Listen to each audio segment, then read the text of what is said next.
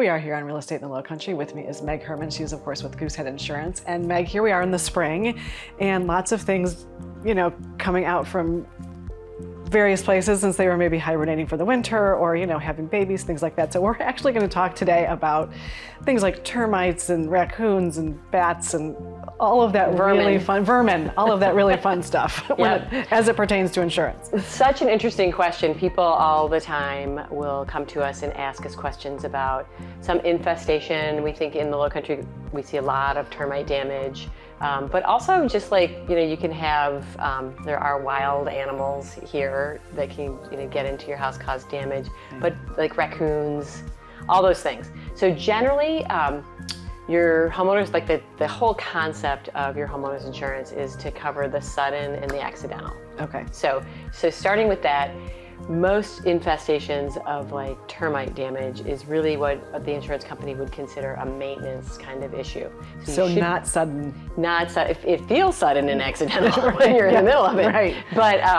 But it's you notice it suddenly. But what the expectation is that you would really be, that's what really should be a maintenance kind of thing. Okay. For which you need to work with your pest control company to have termite treatments and a termite bond. Okay. So termites, no homeowners, insurance is really covering those. Okay, very interesting. You can get some coverage for generally the wild, the non-domesticated animals, also not covered.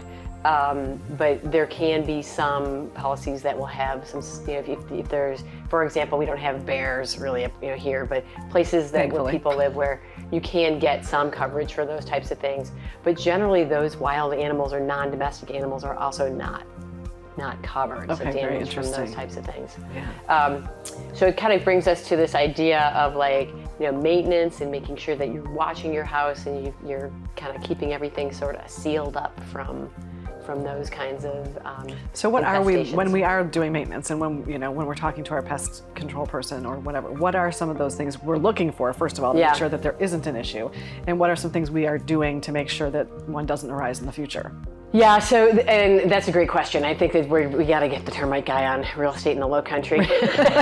Right. But also, I hear from the critter getter kinds of companies that come and get these, that you're really looking for like some openings where maybe an animal sort of chewed the, some attic area if you have somebody checking on your roof.